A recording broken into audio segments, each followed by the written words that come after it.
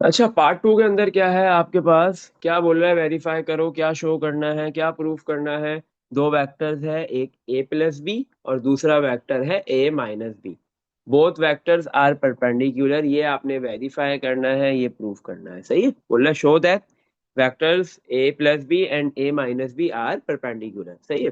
तो अब हमारे पास क्वेश्चन के अंदर वेक्टर ए और वेक्टर बी गिवन है, लेकिन ए प्लस बी वेक्टर और A minus B vector given नहीं है।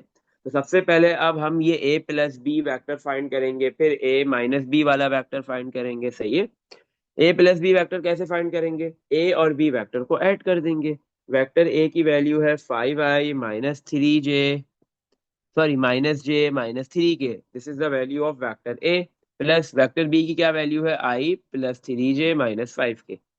तो अब क्या होगा? i वाले कंपोनेंट में ऐड हो गया, 5i प्लस 1i 6i हो गया। जे वाला कंपोनेंट जे वाले कंपोनेंट में ऐड होगा, -1j plus 3j plus 2j हो गया। और के वाला कंपोनेंट के वाले कंपोनेंट में ऐड होगा, -3k माइनस 5k, कितना हो गया? -8k। सही है। तो ए प्लस बी वाला वेक्टर आपने फाइंड कर लिया। इसके बाद हम ए माइनस बी वेक्टर फाइंड करेंगे। सबसे पहले ए वेक्टर आएगा 5i माइनस जे माइनस 3k, फिर माइनस साइन, और फिर बी वाला vector i plus 3j minus 5k।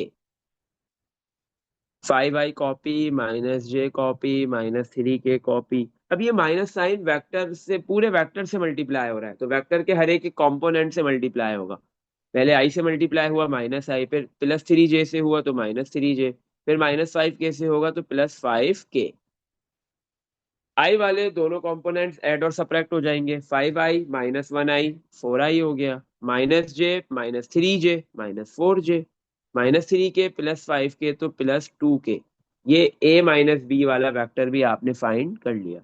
अब ये दोनों वेक्टर्स परपेंडिकुलर है, ये प्रूफ करना है। अच्छा बेटा, आपके पास दो वेक्टर्स परपेंडिकुलर है, इसका मतलब इन दोनों वेक्टर्स के दरमियान में एंगल कितना बन रहा है? 90 डिग्री। हम कंसिडर करते हैं हमारे पास ये वेक्टर है a प्लस बी और ये दूसरा वेक्टर है a माइनस बी, और इन दोनों वेक्टर्स के दरमियान में आपके पास एंगल कितना बन रहा है? 90 डिग्री। इसका मतलब ये दोनों वेक्टर्स परपेंडिकुलर होंगे, और हमने यही चीज प्रूव करनी है। चलो, तो अब हम क्या करते हैं, डॉट प्रोडक्ट निकालेंगे। कौन से दो वेक्टर्स का? a प्लस बी और वेक्टर्स a माइनस बी का, इन दोनों वेक्टर्स का हमने डॉट प्रोडक्ट निकालना है। अच्छा, डॉट प्रोडक्ट का क्या फॉर्मूला पड़ा था? a डॉट बी किसके बराबर होता है? A B cos theta. सही है। तो a plus B dot a minus B किसके बराबर होगा? Magnitude of a plus B, a plus B का मैग्नीट्यूड। सही है। Multiply by magnitude of a minus B, multiply cos theta. सही है। अच्छा, और यहाँ पे हमारे पास थीटा की वैल्यू गिवन दी हुई है। सही है ना? हम्म। थीटा की वैल्यू क्या है? गिवन है। कितनी है? पुट थीटा की क्या वैल्यू है? 90 डिग्री। क्यों? क्योंकि ये दोनों वेक्टर्स क्या है? आपके पास परपेंडिकुलर, इस वजह से थीटा की वैल्यू हमारे पास 90 डिग्री है। सही है। लेफ्ट साइड पे सबसे पहले ए प्लस बी वाला वेक्टर आएगा। ए प्लस बी वेक्टर की क्या वैल्यू है मेरे पास? 6i plus 2j minus 8k, जो मैंने अभी निकाली है। Multi dot A minus B की क्या वैल्यू है मेरे पास? अभी फाइंड की है, 4i minus 4j plus 2k, equal to magnitude of A plus B नहीं है, निकालने की नीड भी नहीं है, प्लस ये कॉपी हो गया ऐसे ही। इसी तरह ए माइनस बी वैक्टर का भी मैग्नीट्यूड निकालने की कोई नीड नहीं है, एज इट इज कॉपी हो जाएगा। सही है। अच्छा, और कॉस थीटा, थीटा की वैल्यू पुट कर दो। थीटा की जगह आ गया 90 डिग्री। कॉस 90 कितना होता है बेटा? जीरो। कॉस 90 कितना होता है? Zero. Plus B magnitude copy, multiply A minus B का मैग्नीट्यूड भी क्या हो गया? कॉपी। कॉस 90 की वैल्यू आ गई जीरो। सही है। तो जब आपके पास जीरो इन दोनों वेक्टर्स के मैग्नीट्यूड से मल्टीप्लाई होगा तो आंसर क्या आ गया? जीरो। सही है। तो इसका मतलब ये है कि जब भी दो वेक्टर्स का आप डॉट प्रोडक्ट निकालते हो और उसका आंसर अगर जीरो आ जाता है, तो इसका मतलब सिंपल है कि वो दोनों वेक्टर्स क्या है? आपस में परपेंडिकुलर है। सही है। तो मेरे पास क्या है? Left side zero, right side zero आ रही है। अब मुझे लेफ्ट साइड पे भी इन दोनों वेक्टर्स का डॉट प्रोडक्ट करना है, और उसका आंसर भी क्या आना चाहिए? जीरो, क्योंकि ये दोनों वेक्टर्स क्या है? परपेंडिकुलर 90 डिग्री एंगल बना रहे हैं। सही है। चलो, अब लेफ्ट साइड पे आते हैं। डॉट प्रोडक्ट निकालते हैं इन दोनों वेक्टर्स का, 6i × 4i, तो 6 × 4 is 24, i.i 1, 2j multiply -4j plus minus -2 × 4 8j.j1, -8k + 2k, तो plus minus -8 × 2 16 k multiply k.k 1, तो 24 × 1 24, -8 × 1 8, -16 × 1 16, तो 24 -8 -16 -24 = 0, तो 24 -24 कितना हो गया, 0, और 0 किसके इक्वल आ रहा है, 0 के। तो अब हमने ये वेरीफाई कर दिया, प्रूफ कर दिया कि ये जो दो वेक्टर्स है a+b और a-b, ये दोनों आपस में क्या है, परपेंडिकुलर है एक दूसरे के दरमियान, मतलब इन दोनों वेक्टर्स के बिटवीन में 90 डिग्री का एंगल बन रहा है। इसमें देख लो बेटा, कुछ पूछना है? चलो नेक्स्ट, चलो नेक्स्ट क्वेश्चन पे मूव करते हैं, क्वेश्चन नंबर 3 पे। डिफरेंट पार्ट से उसके भी एक पार्ट बता दो, कौन सा करवाऊं? दो पार्ट है, कोई भी एक पार्ट कर लेते हैं, सही है। क्वेश्चन नंबर 3 जैसे अभी हमने ऊपर किया है ना, पार्ट 2 वैसे ही है। Check whether the following vectors are orthogonal और नॉट। ये ऑर्थोगोनल का क्या मतलब होता है? ऑर्थोगोनल, ऑर्थोगोनल बेटा एक और नेम है, अनदर नेम ऑफ परपेंडिकुलर, सही है। परपेंडिकुलर का दूसरा नाम क्या होता है, ऑर्थोगोनल। तो बेसिकली परपेंडिकुलर को ही ऑर्थोगोनल भी कहते हैं, सही है। तो आपसे पूछ रहे हैं कि चेक करो वेदर द फॉलोइंग वेक्टर्स, ये जो वेक्टर्स गिवन दिए हुए हैं ये ऑर्थोगोनल है, मतलब परपेंडिकुलर है या फिर नहीं है। तो सिंपल आप क्या करोगे, जब भी आपके पास दो वेक्टर्स ऑर्थोगोनल होते हैं, परपेंडिकुलर होते हैं, इसका मतलब है उन दोनों वेक्टर्स के बिटवीन 90 डिग्री का एंगल बनता है। तो आप सिंपली उन दो वेक्टर्स का डॉट प्रोडक्ट निकाल लो। अगर डॉट प्रोडक्ट की वैल्यू 0 आ गई तो ऑर्थोगोनल या परपेंडिकुलर है, और अगर 0 के अलावा कोई भी वैल्यू आती है तो इसका मतलब ऑर्थोगोनल नहीं है, सही है। ऑर्थोगोनल नहीं है, परपेंडिकुलर नहीं है, सही है। अच्छा, तो हम इसका कर लेते हैं पार्ट नंबर 2। पार्ट नंबर 2 में दो वेक्टर्स गिवन दिए हुए, एक ए क्या है, i + 3j -4k। Second vector be given दिया हुआ है, क्या है second vector B, -2i, -2i + j + 3k। तो ये एक वेक्टर ए गिवन था, i + 3j -4k, दूसरा वेक्टर -2i + j + 3k। अच्छा, ये दोनों चेक करना है कि ऑर्थोगोनल है या नहीं है। सिंपली इन दोनों वेक्टर्स का हम क्या निकालेंगे, डॉट प्रोडक्ट। तो पहले ए वाला वेक्टर आ गया, i + 3j -4k डॉट, फिर बी वाला वेक्टर आ गया -2i + j + 3k।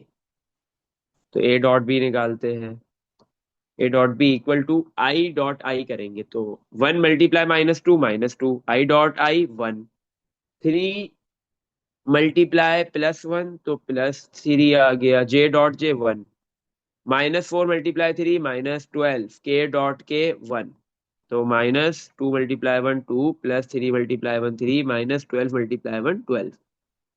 तो -2 + 3 -12 करोगे तो बेटा आपके पास आंसर आएगा -11, सही है, -11 आ रहा है। अच्छा, तो आपके पास जो है वो ये दो वेक्टर्स का जो ए और बी वेक्टर्स गिवन दिए हुए थे, इन दोनों वेक्टर्स का डॉट प्रोडक्ट 0 नहीं आया। अगर 0 आता तो आप लिखते both A and B vectors are orthogonal, सही है। अभी 0 नहीं आया तो आप क्या बोलोगे, ये दोनों वेक्टर्स ऑर्थोगोनल नहीं है। The given vectors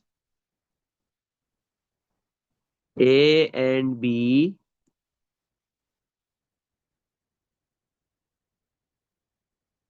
are not orthogonal, ये ऑर्थोगोनल नहीं है, मतलब ये दोनों वेक्टर्स परपेंडिकुलर नहीं है। इन दोनों वेक्टर्स के दरमियान में 90 डिग्री एंगल नहीं बन रहा, 90 के अलावा कोई भी एंगल बन सकता है, सही है।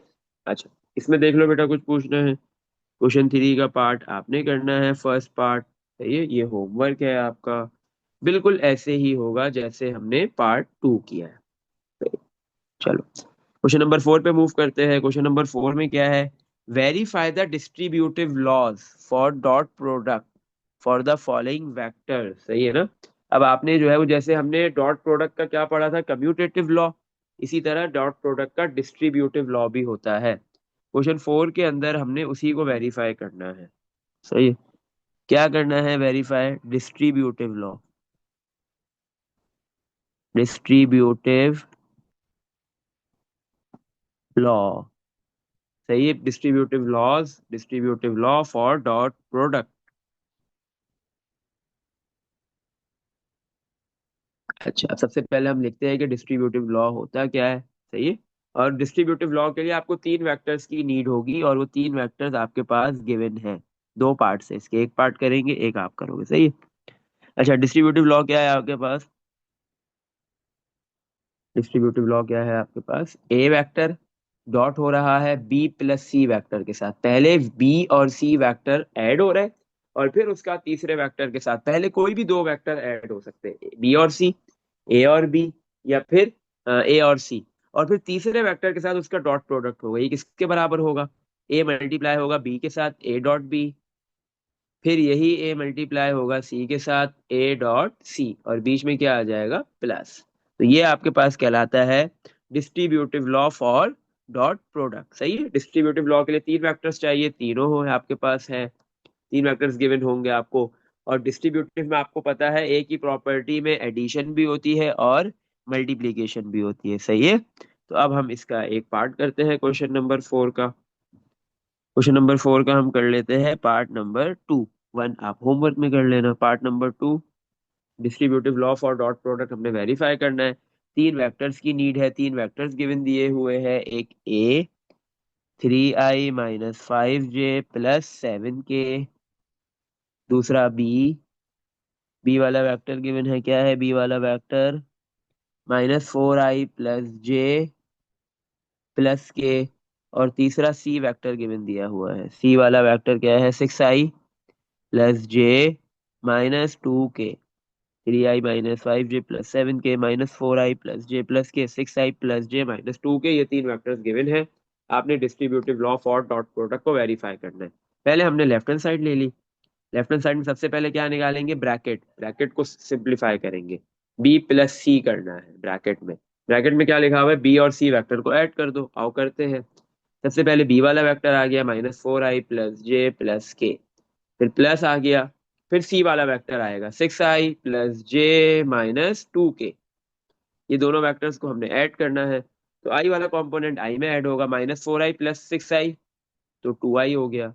जे वाला जे में 1j+1j+2j, के वाला के में 1k-2k-1k। सही है। तो बी प्लस सी वाला वेक्टर आ गया। अब ये ए वाले वेक्टर के साथ क्या होगा? इसका dot product, A dot B plus C. तो पहले ए वाला वेक्टर लिख लिया 3i-5j+7k डॉट, फिर बी प्लस सी वाला वेक्टर लिख लेंगे 2i+2j-k। तो डॉट प्रोडक्ट में क्या होता है? आई वाला कंपोनेंट आई वाले कंपोनेंट के साथ मल्टीप्लाई होता है। 3 × 2 6 i.i 1। जे वाले के साथ माइनस प्लस माइनस 5 × 2 10j.j1। के वाले कंपोनेंट के साथ मल्टीप्लाई होता है। Plus minus minus 7 × 1 7k.k1। तो 6 × 1 6 हो गया, -10 × 1 10 हो गया, -7 × 1 7 हो गया। तो आपके पास 6 -10 -7 करोगे तो -17, और फिर -11 आ जाएगा। तो लेफ्ट हैंड साइड का आंसर आ गया -11। अब हम राइट हैंड साइड निकालेंगे। राइट हैंड साइड का भी आंसर -11 ही आना चाहिए। राइट हैंड साइड में क्या है आपके पास? पहले ए डॉट बी निकलेगा, फिर ए डॉट सी निकलेगा, फिर इन दोनों वेक्टर्स को हम ऐड कर देंगे। First find A dot B. the value of vector a is 3i-5j+7k dot vector b. The value of vector b is -4i+j+k। अच्छा, तो 3i × -4i -12i.i1 -5j dot product plus जे। तो minus plus minus 5 × 1 5j.j1। इसी तरह 7k multiply हो जाएगा 1k के साथ, plus 7k.k1। तो आपके पास ए डॉट बी की क्या वैल्यू आ रही है? -12 × 1 12, -5 × 1 5, +7 × 1 7। तो -12 -5 -17 हो गया, +7 करेंगे तो क्या आ गया आपके पास? क्या आंसर आ रहा है? -10। सही है, ए डॉट बी की क्या वैल्यू आ गई, -10। सही, चलो। अब हम ए बी निकालने के बाद अब हमने निकालना है next A dot C. A dot B के बाद ए डॉट सी फाइंड करेंगे।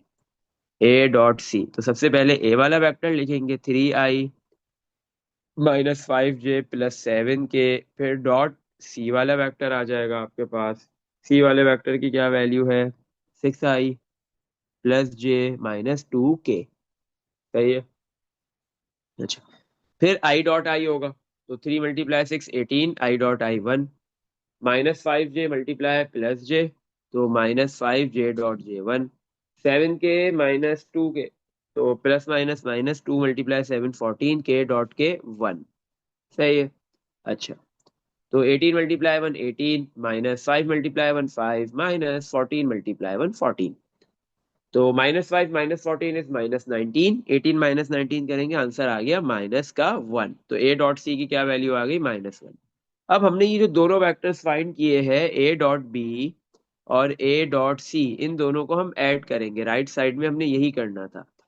ए डॉट बी की वैल्यू है -10 प्लस ए डॉट सी की वैल्यू है -1, तो -10 प्लस माइनस -1, आंसर कितना आ रहा है, -11। तो लेफ्ट साइड का भी आंसर यही आ रहा था, -11, और राइट साइड का भी आंसर क्या आ रहा है, -11। तो आपने यहाँ पे distributive law of dot product for dot product आपने ये वेरीफाई कर दी। इसमें देख लो बेटा, कुछ पूछना है। No question sir. नंबर 4 का पार्ट नंबर 1 आपने करना है, होमवर्क है, ये बिल्कुल ऐसे ही होगा। इसमें भी distributive law for dot product आपने वेरीफाई करनी है। 3 vectors A B C given दिए हुए हैं। इसमें देख लो बेटा, कुछ पूछना है। No sir. चलो नेक्स्ट क्वेश्चन पे मूव करते हैं, क्वेश्चन नंबर 5। क्वेश्चन 5 में क्या बोल रहा है, फाइंड द एंगल। आपने दो वेक्टर्स के दरमियान का एंगल फाइंड करना है। सही है, दो वेक्टर्स आपको गिवन दे देगा, बोलेगा एंगल निकालो। सही है। क्वेश्चन 5, इसके भी दो पार्ट्स है। पार्ट 1 आप करना, पार्ट 2 मैं करवा देता हूँ। सही है। पार्ट 2 में बेटा ये क्या बोल, find the angle between the given vectors. दो वेक्टर्स गिवन दिए हुए हैं, इनके दरमियान का एंगल निकालना है। एंगल को हम थीटा से लिखते हैं, थीटा फाइंड करना है।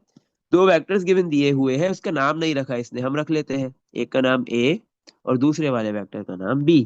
तो ए वाला वेक्टर है आपके पास 3i +5j -3k, और दूसरा जो बी वाला वेक्टर है वो है आपके पास, जो दूसरा वेक्टर गिवन दिया हुआ है जिसका नाम हमने बी रख दिया है, वो है i -4j +k। एक वेक्टर है i -4j +k, और दूसरा वेक्टर गिवन दिया हुआ है 3i + 5j सही है। इन दोनों वेक्टर्स के दरमियान में कितना एंगल बन रहा है वो आपने फाइंड करना है। अच्छा, अभी एंगल कैसे निकालेंगे, आ जाओ निकालते हैं। अभी हमने ऊपर एक स्टार्टिंग में बिल्कुल एक फॉर्मूला पढ़ा था, क्या था, ए डॉट बी, दो वेक्टर्स के डॉट प्रोडक्ट का। ए डॉट बी किसके बराबर होता है, magnitude of A multiply magnitude of vector B multiply cos theta. सही है, तो ये आपके पास जो है वो एंगल निकालने के लिए ये वाला आप डॉट प्रोडक्ट का फॉर्मूला यूज करोगे। अच्छा, ए डॉट बी कॉपी, ए और बी कॉस थीटा के साथ मल्टीप्लाई हो रहे, दूसरी साइड पे आके डिवाइड हो गया, इक्वल टू कॉस थीटा। मुझे थीटा फाइंड करना है, तो कॉस को मैं दूसरी साइड पे भेज दूंगा, तो कॉस जो है वो राइट से लेफ्ट पे आके क्या हो जाएगा, cos inverse A dot B over A B equal to theta. तो थीटा का बेटा वैल्यू अगर फाइंड करनी है तो उसके लिए आपके पास आपको कॉस इनवर्स लेना है। कॉस इनवर्स जिस वैल्यू का लेना है उसमें आपके पास एक फ्रैक्शन आ रहा है। फ्रैक्शन में न्यूमिनेटर में है ए डॉट बी और डिनोमिनेटर में है ए मल्टीप्लाई बी। तो सबसे पहले आपको ए और बी वेक्टर का डॉट प्रोडक्ट निकालना पड़ेगा, फिर ए का मैग्नीट्यूड निकालना है, फिर बी का मैग्नीट्यूड निकालना है। ये सारी वैल्यूज आप इधर पुट करोगे, डिवाइड करोगे, कॉस इनवर्स लोगे, तो एंगल आ जाएगा वेक्टर ए और बी के दरमियान का। सही है, तो मैंने इसको इक्वेशन नंबर 1 का नाम रख दिया। अब मैं सबसे पहले निकाल रहा हूँ ए डॉट बी, तो उसके लिए पहले ए वेक्टर लिख दिया 3i + 5j - 3k, फिर डॉट, फिर बी वेक्टर लिख देंगे i -4j + k। अब हम इन दोनों वेक्टर्स का डॉट प्रोडक्ट ले लेंगे। 3i × i 3 × 1 3i.i1 plus plus minus minus 5 × 4 20 j.j1 minus plus minus 3 × 1 3 k.k1, 3 × 1 3 -20 × 1 20 -3 × 1 3 plus का 3 माइनस का 3 कैंसिल, तो आपके पास डॉट प्रोडक्ट कितना आ गया, ए डॉट बी कितना आ रहा है -20। अब हम निकालेंगे वेक्टर ए का मैग्नीट्यूड, हम निकालेंगे वेक्टर बी का मैग्नीट्यूड, सही है। तो वेक्टर ए का मैग्नीट्यूड निकालते हैं। क्या है वेक्टर ए का मैग्नीट्यूड, कैसे निकलेगा, स्क्वायर रूट वेक्टर ए में जो आई कंपोनेंट है उसका स्क्वायर 3 स्क्वायर, फिर प्लस जे कंपोनेंट का स्क्वायर प्लस के कंपोनेंट का स्क्वायर -3 का स्क्वायर। तो रूट में 3 स्क्वायर 9 प्लस 5 का स्क्वायर 25 प्लस -3 का स्क्वायर भी 9 ही होगा। तो बेटा इस वैल्यू का रूट निकालो और मुझे आंसर बताओ क्या आ रहा है। Root 53, sorry 43, 43। रूट 43 बाहर नहीं निकलेगा, सही है। अच्छा, अब इसके बाद हम क्या करेंगे, बी वेक्टर का मैग्नीट्यूड निकालेंगे, vector B square root B vector का मैग्नीट्यूड कैसे आएगा, बी के आई कंपोनेंट का स्क्वायर, आई कंपोनेंट है 1 प्लस जे कंपोनेंट का स्क्वायर -4, के कंपोनेंट का स्क्वायर, के कंपोनेंट है 1 उसका स्क्वायर, रूट 1 का स्क्वायर 1 प्लस -4 का स्क्वायर 16 प्लस 1 का स्क्वायर 1, तो रूट 18 आ गया ये तो, सही है। रूट 18 भी आप रूट से बाहर नहीं आ सकता है, हाँ रूट 18 शायद आ जाएगा, 3 √2 आ जाएगा अगर आप निकालोगे, यही है। हम्म, जी। सही। अच्छा, आपने ए वेक्टर का मैग्नीट्यूड भी निकाल लिया, बी वेक्टर का मैग्नीट्यूड भी आ गया, ए और बी वेक्टर का डॉट प्रोडक्ट भी आ गया। इन सारी वैल्यूज को आपने कहाँ पुट करना है, इक्वेशन नंबर 1। इक्वेशन 1 क्या, theta equal to cos inverse magnitude of A dot B, sorry A dot B, A dot B की क्या वैल्यू है -20, डिवाइड बाय वेक्टर ए का मैग्नीट्यूड √43 मल्टीप्लाई वेक्टर बी का मैग्नीट्यूड 3√2। तो बेटा आप क्या करो, लिखो कैलकुलेटर में -20 डिवाइड में √43 और फिर डिवाइड में आप लिखो, डिवाइड में मल्टीप्लाई में 3√2, ये पूरा फ्रैक्शन बनाओ और मुझे इसका आंसर बताओ क्या आ रहा है, डेसिमल में बताना, सही है, कोई मसला नहीं है। Theta equal to cos inverse, क्या बताओ वैल्यू क्या आ रही है,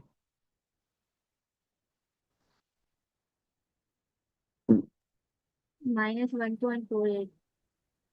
-1.48, एक और डिजिट भी बताओ। 07। 07। अब इसका बेटा कैलकुलेटर से ना कॉस इनवर्स लोगे कैसे, जो आपका कॉस वाला बटन है ना, कॉस वाली की को प्रेस करोगे, लेकिन उससे पहले आप शिफ्ट वाले की को प्रेस करोगे, शिफ्ट दबा के अगर कॉस को दबाएंगे कॉस इनवर्स आ जाएगा, और फिर ये वैल्यू लिखो और आंसर बता दो कितना आ रहा है। इसी तरह शिफ्ट दबा के अगर साइन को प्रेस करोगे तो साइन इनवर्स हो जाएगा, शिफ्ट दबा के टेन को प्रेस करोगे तो टेन इनवर्स हो जाएगा, सही है। क्या वैल्यू आ गई बता दो एंगल की। हम्म,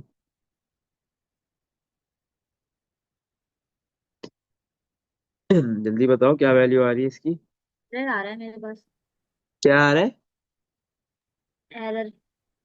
आप बेटा कॉस इनवर्स लिखो, फिर ब्रैकेट खुलेगा, ये शिफ्ट दबाओ पहले, फिर कॉस वाला बटन प्रेस करो, फिर वो ब्रैकेट खुद ब खुद खुलेगा, फिर ये -1.4807 लिखो और फिर ब्रैकेट क्लोज कर दो और फिर इक्वल का साइन दबा दो।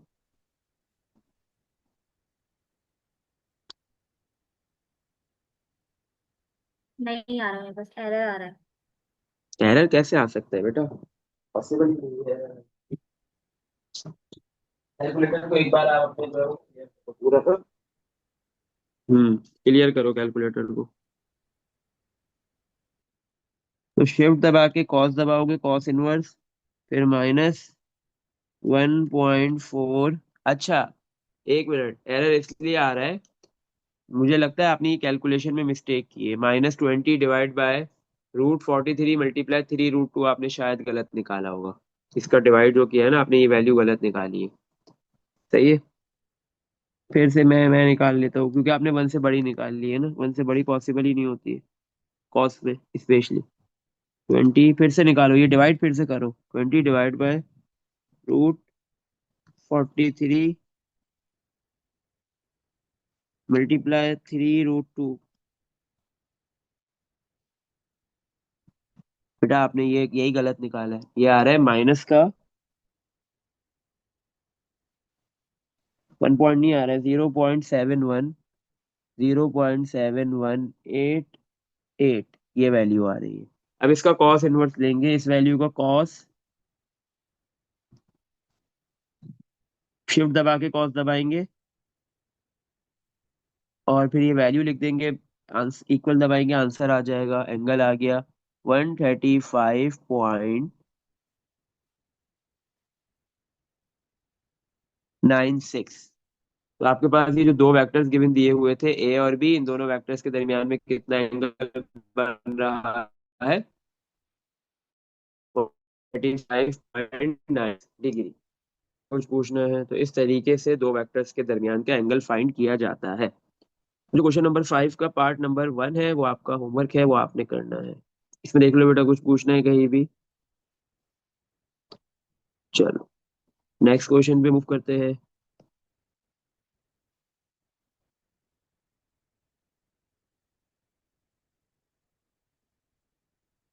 क्वेश्चन नंबर 6 पे, लेकिन क्वेश्चन नंबर 6 करने से पहले हमने एक दो चीजें पढ़नी पड़ेंगी। क्वेश्चन 6 करने से पहले हमें पढ़ना पड़ेगा डायरेक्शन कोसाइंस और डायरेक्शन एंगल्स क्या होते हैं। सही है।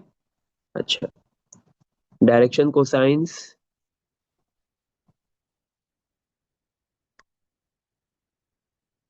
Direction cosines.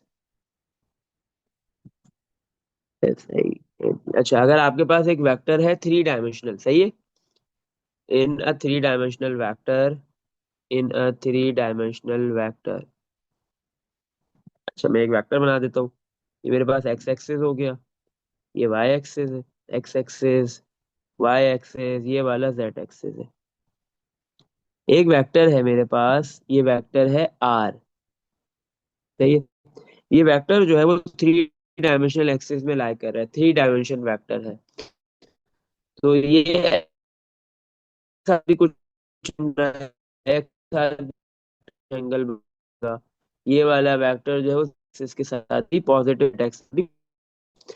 आपके पास जो है वो ये vector R positive X axis के साथ जो एंगल बना रहा है,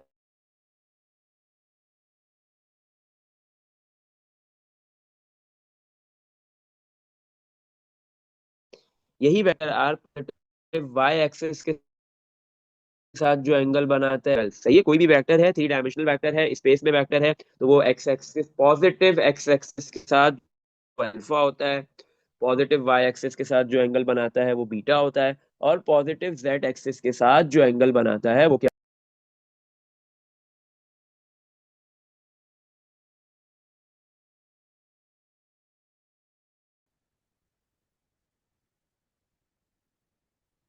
और आपके पास कोई भी वेक्टर है, जैसे इधर हमने आर वेक्टर लिया हुआ है, ये आर वेक्टर जो है वो पॉजिटिव एक्स एक्सिस के साथ जितना एंगल बना रहा है ये अल्फा होता है, और पॉजिटिव वाई एक्सिस के साथ ये वेक्टर आर जितना एंगल बना रहा है वो बीटा है, और पॉजिटिव एक्स एक्सिस के साथ ये वेक्टर आर जितना एंगल बना रहा है वो क्या है? गैमा है। और यही तीनों एंगल्स अल्फा बीटा गैमा क्या कहलाते हैं? Direction angle. सही है।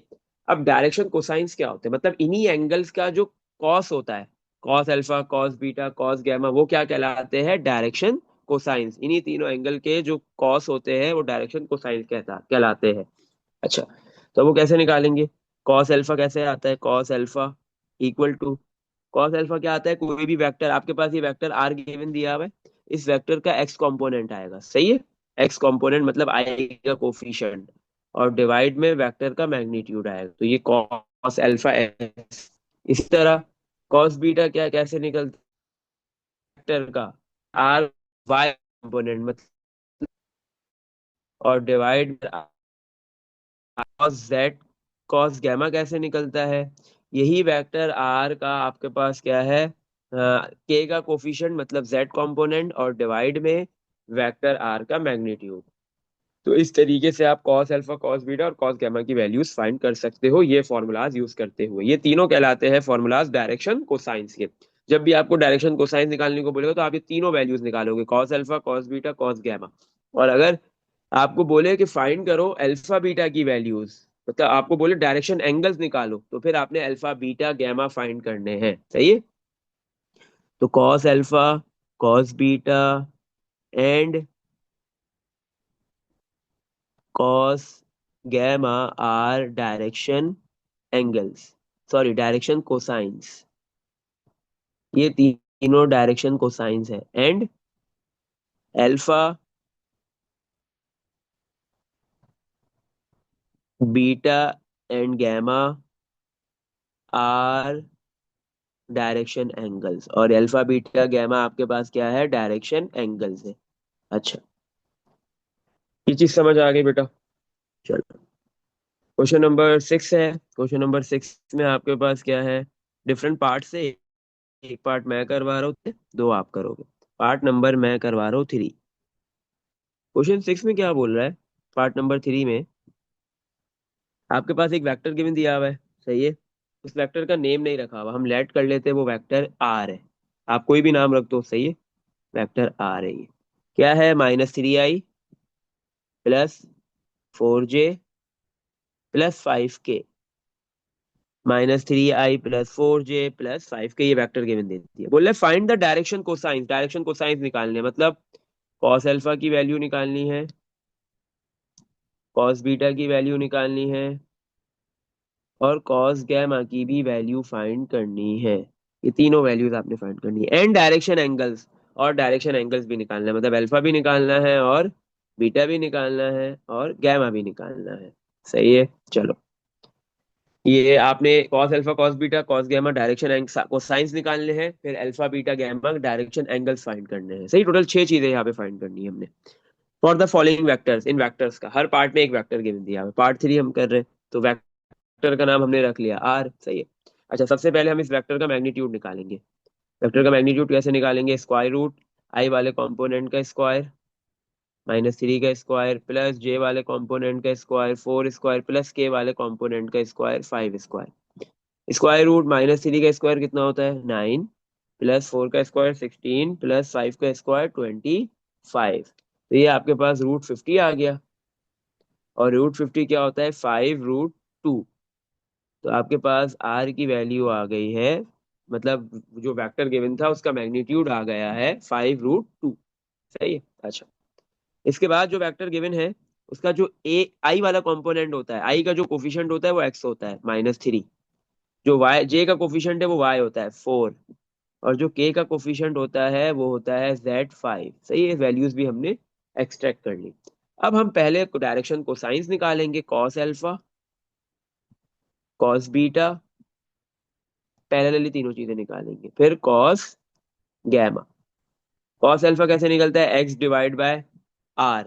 कॉस बीटा कैसे निकलता है, y/r। कॉस गैमा कैसे निकलता है, z/r। एक्स वाई जेड की वैल्यूज हम निकाल चुके हैं ऑलरेडी। कॉस अल्फा आ गया हमारे पास, एक्स की क्या वैल्यू है, -3/r, आर की वैल्यू है 5√2। This is the value of cos alpha, ये एक डायरेक्शन को साइन आ गया आपके पास। अब दूसरा निकालते हैं, cos beta equal to Y की वैल्यू है 4 और डिवाइड में है 5√2। This is the value of magnitude of the given vector, ये कॉस बीटा की वैल्यू भी आ गई। अब हम थर्ड डायरेक्शन को साइन निकालेंगे, कॉस गैमा। जेड जेड की वैल्यू 5 और डिवाइड में आपके पास जो है वो आर की वैल्यू है 5√2, तो 5 से 5 कैंसिल, तो कॉस गैमा की क्या वैल्यू आ गई आपके पास, 1/√2। तो ये आपके पास कॉस गैमा तीसरा डायरेक्शन को साइन भी आ गया। अब आपने डायरेक्शन एंगल्स निकालने हैं। डायरेक्शन एंगल्स क्या है, अल्फा बीटा एंड गैमा। अच्छा, अगर अल्फा पर फाइंड करना है तो कॉस को हम लेफ्ट से राइट पे भेज देंगे, तो कॉस राइट पे आके क्या हो गया, cos inverse 3/5√2 as it is copy. तो जैसे ही आप इस वैल्यू का कॉस इनवर्स निकालोगे, सही है, शिफ्ट दबा के कॉस दबाओ, कॉस इनवर्स आ गया। फिर 3/, फिर एक फ्रैक्शन बना लो अंदर, सही है। ऊपर लिख लो 3 और डिवाइड में लिख लो 5√2, और इक्वल का साइन प्रेस करो, आपके पास एंगल की वैल्यू आ गई कितनी, 64.895 तो ये तो पहला एंगल आ गया अल्फा। डायरेक्शन एंगल में से एक आपने निकाल लिया अल्फा।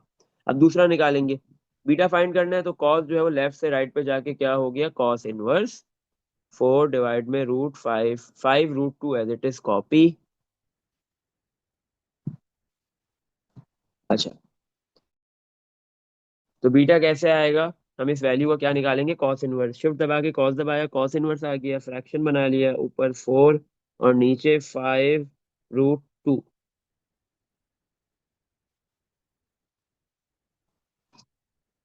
तो बेटा आपके पास बीटा की वैल्यू आ गई है 55.55 डिग्री। सेकंड एंगल भी आ गया, सेकंड डायरेक्शन एंगल भी आ गया है। अब थर्ड निकालेंगे गैमा। तो गैमा फाइंड करना है तो कॉस लेफ्ट से राइट पे मूव हो जाएगा, कॉस इनवर्स 1/√2। तो गैमा की क्या वैल्यू आ गई, cos inverse of this function, इस फंक्शन का कॉस इनवर्स निकालेंगे, शिफ्ट दबा के कॉस दबाया, कॉस आ गया, और फिर हमने फ्रैक्शन बना के लिख लिया 1/√2 और इक्वल का साइन प्रेस कर दिया, आंसर आ गया 45 डिग्री। तो थर्ड एंगल आ गया आपके पास 45 डिग्री। तो आपने तीनों एंगल्स फाइंड कर लिए, आपने डायरेक्शन एंगल्स भी निकाल लिए और डायरेक्शन कोसाइंस भी आपने फाइंड कर लिए। तो इस तरीके से क्वेश्चन नंबर 6 होगा। सही है, हमने इसका पार्ट 3 इसमें देख लो बेटा कुछ पूछना है। इसी तरह क्वेश्चन नंबर 6 का पार्ट नंबर 1 और पार्ट 2 आपने करना है, ये आपका होमवर्क है। इसमें देख लो कहीं भी कोई भी सवाल है बेटा। सर। चलो एक सवाल और करते हैं, फिर एंड करेंगे क्वेश्चन नंबर 7। क्वेश्चन 7 में क्या है आपके पास, if alpha beta gamma are the direction angles of a vector. आपको ये बात पता है, अल्फा बीटा और ये गैमा क्या होते हैं, आर डायरेक्शन एंगल्स। सही है ना, ये आपके पास डायरेक्शन एंगल्स है। सही। अच्छा, अल्फा बीटा गैमा ये डायरेक्शन एंगल्स है एक वेक्टर के। सही है ना, डायरेक्शन एंगल्स होते हैं एक वेक्टर के। अगर ऐसा है तो बोल रहे हैं देन शो दैट, आपने प्रूव करना है, टू शो दैट, क्या प्रूव करना है, टू शो दैट, प्रूव करने को बोल रहा है sign square alpha plus sine square beta, सही है, प्लस साइन स्क्वायर गैमा किसके बराबर है, 2 के, ये प्रूफ करके दिखाओ। सही है, अल्फा बीटा गैमा आपको पता है डायरेक्शन एंगल है, तो आपको बोल रहा है प्रूफ करो sine square alpha plus cos square beta plus, sorry, plus sine square beta plus sine square gamma 2 के इक्वल है, ये प्रूफ करके आपने दिखाना है। अच्छा, डायरेक्शन एंगल्स करना बेटा, मैं एक फॉर्मूला भी आपको बता देता हूँ, इधर लिख देता हूँ। हाँ, डायरेक्शन को साइंस में, सही है, डायरेक्शन को साइंस में, डायरेक्शन कोसाइंस के तीनों डायरेक्शन कोसाइन का सम का, स्क्वायर का सम का एक फॉर्मूला होता है, वो मैं इधर लिख रहा हूँ, cos square alpha plus cos square beta plus cos square gamma, ये किसके बराबर होता है, 1 के। ये किसके बराबर होता है, 1 के। सही है, तो आपके पास ये cos square alpha plus cos square beta plus cos square gamma ये 1 के इक्वल होता है। सही है, इस फॉर्मूले की मदद से हम क्वेश्चन नंबर 7 करेंगे, ये आपको याद होना चाहिए, ये पता होना चाहिए। अच्छा, कैसे करेंगे आओ देखते हैं। अच्छा, सबसे पहले हम लेफ्ट साइड लेंगे और राइट साइड बना देंगे, क्योंकि लेफ्ट साइड को राइट साइड में कन्वर्ट हम कर सकते हैं, लेकिन राइट से लेफ्ट नहीं बना सकते, 2 को साइन के अंदर नहीं कन्वर्ट किया जा सकता। लेकिन साइन को 2 के अंदर कैसे कन्वर्ट करेंगे वो देखो, लेफ्ट हैंड साइड ले ली, sine square alpha plus sine square beta plus sine square gamma. अच्छा, हमें ये बात पता है, वेयर हमने ये चीज पढ़ी भी है ट्रिग्नोमेट्री में, sine square theta plus cos square theta किसके बराबर होता है, 1। ये ट्रिग्नोमेट्री की बेसिक आइडेंटिटी है, सबसे very first very basic identity क्या है, sine square theta plus cos square theta किसके इक्वल है, 1 के। अच्छा, अब मेरे पास ये साइन स्क्वायर थीटा, ये कॉस स्क्वायर थीटा प्लस का है ना, दूसरी साइड पे जाके क्या हो जाएगा, -1 माइनस कॉस स्क्वायर थीटा, ऐसे ही हो जाएगा। तो साइन स्क्वायर थीटा किसके बराबर होता है, 1 माइनस कॉस स्क्वायर थीटा।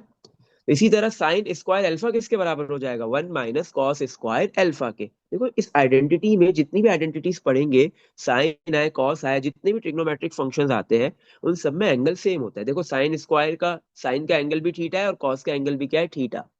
तो इसी तरह साइन स्क्वायर अल्फा, तो हमारे पास ये जो साइन स्क्वायर अल्फा है, ये किसके बराबर होगा, 1 माइनस कॉस स्क्वायर अल्फा के। सही। इसी तरह साइन स्क्वायर बीटा किसके इक्वल होगा, 1 माइनस कॉस स्क्वायर बीटा के। तो जो एंगल आपके पास साइन में है वही एंगल आपके पास कॉस में भी होगा। इसी तरह साइन स्क्वायर गैमा किसके इक्वल होगा आपके पास, 1 माइनस कॉस स्क्वायर गैमा के। सही है, तो अब यहाँ पे हम सारी sine square alpha sine square beta sine square gamma इन तीनों की वैल्यू सब्स्टिट्यूट करेंगे। साइन स्क्वायर अल्फा की वैल्यू आ गई 1 minus cos square alpha plus sine square beta गई 1 - cos square beta, plus sine square gamma की वैल्यू आ गई 1 - cos स्क्वायर गैमा। अच्छा, अब तीन वन है, 1 + 1 + 1 3 हो गया। अब ये जो cos square alpha, cos square beta, cos square gamma है, इन तीनों में से कुछ कॉमन आ रहा है, माइनस का साइन, तीनों से माइनस का साइन कॉमन आ गया, क्या बचा? Cos square alpha plus cos square beta plus cos square gamma. सही है।